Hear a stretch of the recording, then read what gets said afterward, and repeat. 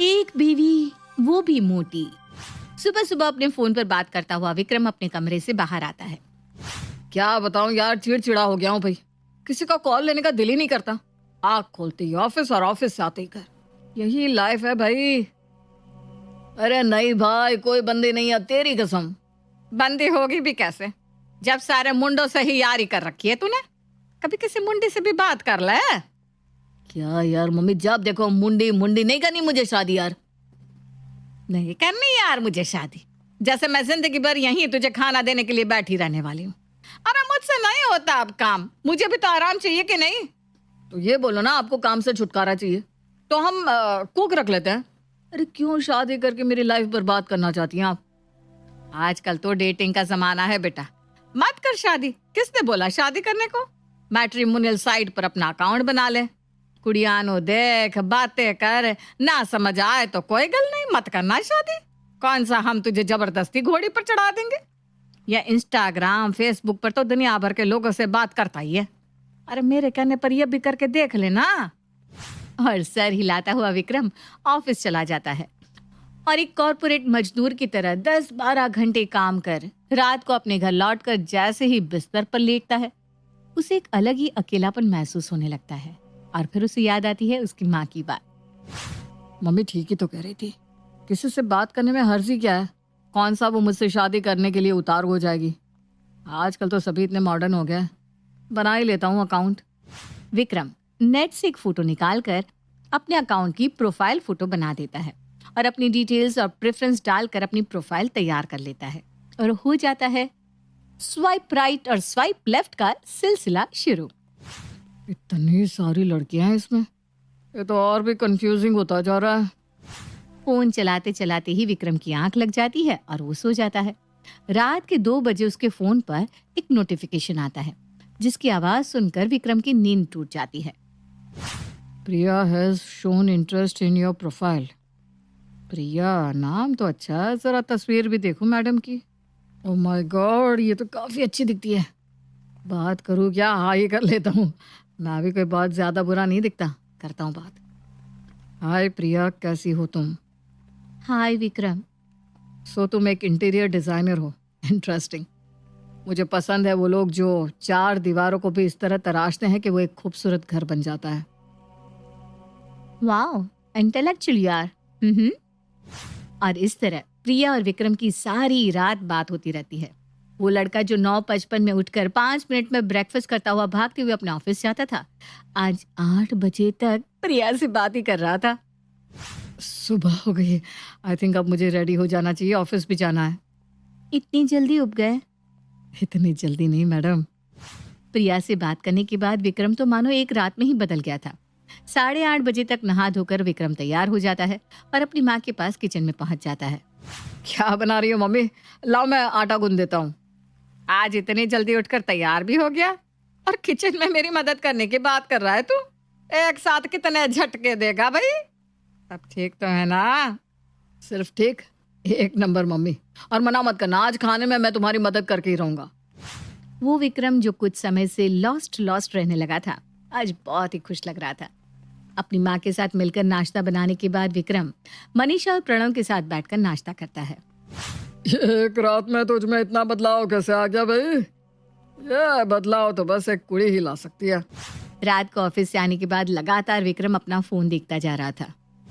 क्या बात है, तुझे तो चिढ़ थी अपने फोन से। एक बार भी बच जाए तो तेरा मूड ऑफ हो जाता था, और आज खुद ही फोन को देखे जा रहा है। कोई इम्पोर्टेंट कॉल आने वाला है क्या? अरे पापा क्या आप भी, ऐसी कोई बात नहीं है। और तभी प्रिया फिर से ऑनलाइन आ जाती है और दोनों की बातें फिर से शुरू हो जाती है। इस बार तो दोनों के नंबर्स भी एक्सचेंज हो जाते हैं और इसी तरह एक हफ्ता बीत जाता है। I think I have started liking this guy, पर मैंने इसे अभी तक देखा भी नहीं है। अगर इसकी फोटो मांग ली और सामने से इसने भी मेरी फोटो मांग ली तो मैं बेकार में ही फंस जाऊंगी। डीपी में तो मैंने अपनी 1 साल पहले की फोटो लगाकर रखी है, जब मैं स्लिम और ट्रिम थी। और अब तो क्या करूं? मन तो कर रहा है प्रिया से उसकी फोटो मांग लो, पर अगर उसने भी मेरी फोटो मांग ली तो मैं तो फंस जाऊंगा। मेरी हाइट भी इतनी अच्छी नहीं है और रंग भी साफ नहीं है। अपनी फोटो एडिट कर लेता हूँ। फोटो में हाइट समझ में आएगी नहीं, और चेहरे को जरा गोरा कर दूंगा, यही सही है। अब विक्रम और रिया रोज बातें करने लगे थे। बात बात में दोनों को पता ही नहीं चलता कि कब वो दोनों एक दूसरे से प्यार करने लग जाते हैं। भले ही दोनों ने एक दूसरे की एडिटेड फोटो देखी थी, पर इमोशंस बिल्कुल सच्चे थे। एक रात जब अपने कंबल में घुसकर विक्रम प्रिया से बात कर रहा था। नहीं नहीं नहीं, क्यों नहीं खाओगी तुम आइसक्रीम? मुझे नहीं पता, वहाँ जो डाइटिंग करनी है कर लो। जिस दिन मेरे घर आई ना तो मैं भर भर के खिलाऊंगा आइसक्रीम, चाहे तुम मोटे ही क्यों ना हो जाओ सोना। और उसी वक्त कंबल के अंदर अपना चेहरा घुसाकर मनीषा कहती है, अच्छा हुआ मैं वक्त पर आ गई, वरना न जाने और क्या क्या सुनना पड़ता मुझे। और मम्मी आपको भाई? मैं तो कब से यही हूँ बेटा, पर तेरा ध्यान कहीं और जाने लगा है।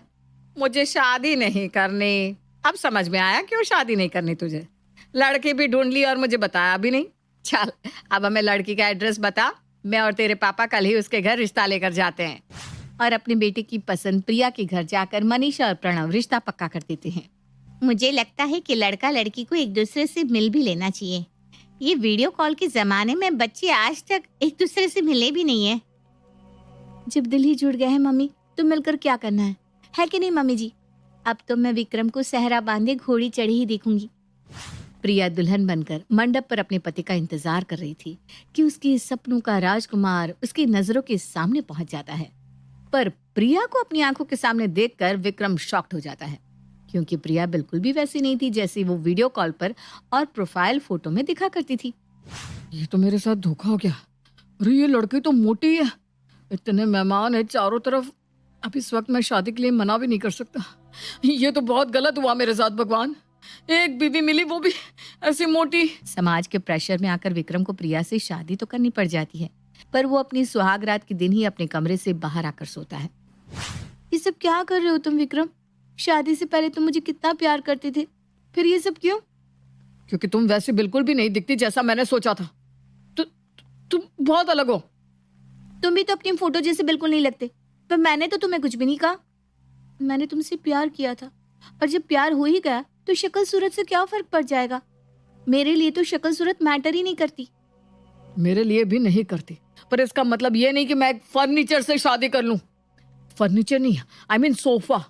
अब प्लीज मेरी नजरों के सामने से चली जाओ, मैं तुम्हें देखना भी नहीं चाहता यार। तुमसे यंग तो मेरी माँ लगती है, लुक एट यू। इन सब से अनजान मनीषा और प्रणव आराम से अपने कमरे में सो रहे थे, ये सोचकर कि अब उनकी एक इकलौती जिम्मेदारी भी खत्म हो चुकी है। पर ऐसा तो कुछ भी नहीं था। अगली सुबह एक अच्छी बहू की तरह प्रिया उठते ही तैयार होकर किचन में चली जाती है और सभी के लिए नाश्ता तैयार करने लगती है। यह लड़की भी ना क्या जल्दी थी इसे शादी के दूसरे ही दिन रसोई में जाने की। अभी तो उसके हाथ की मेहंदी भी नहीं उतरी। तो आपने उसे मना करना था ना जी।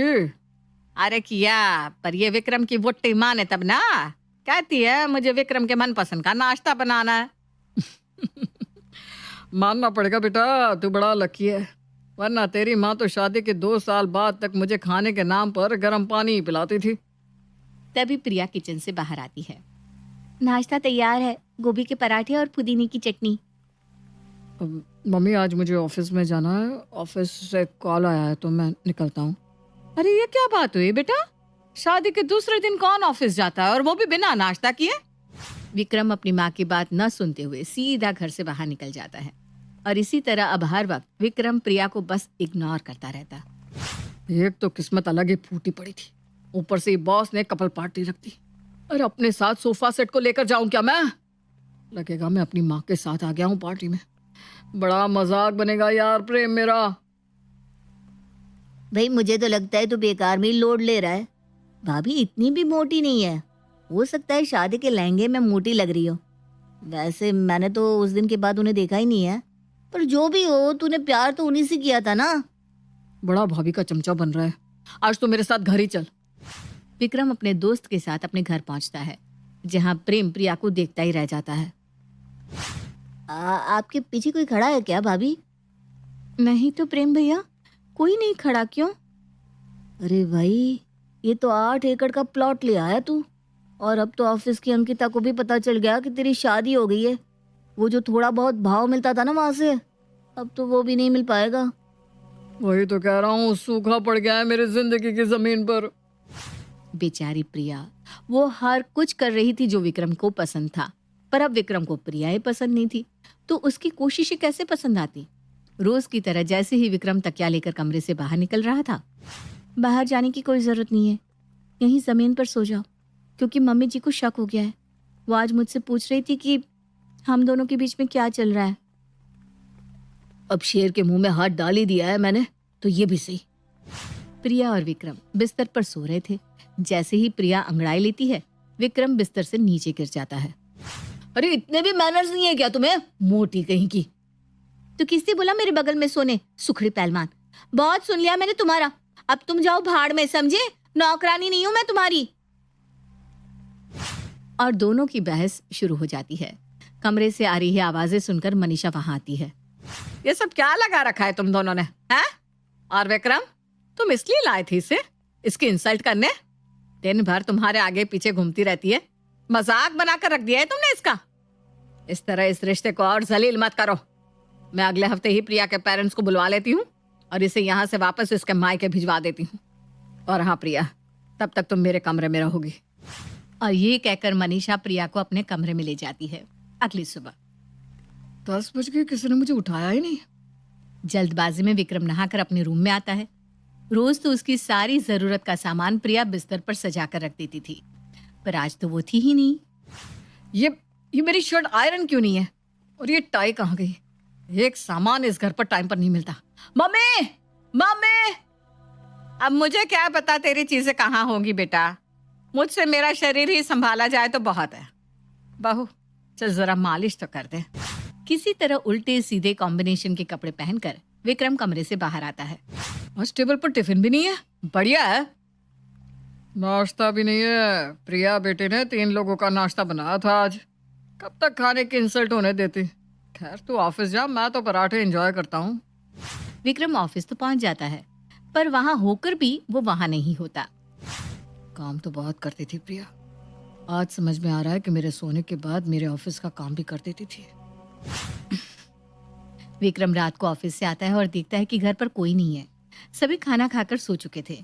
किचन में जाकर विक्रम अपना खाना लेकर डाइनिंग टेबल पर बैठकर खा रहा होता है तो आज प्रिया बोल नहीं रही है तो कैसे घड़ी की टिक टिक भी सुनाई दे रही है। किस तरह वो मेरे आने के इंतजार में बैठी रहती थी। क्या हो रहा है मुझे क्यों तरस आ रहा है उस पर? वो मोटी है, आई डोंट लाइक हर। और इसी तरह 6 दिन निकल जाते हैं।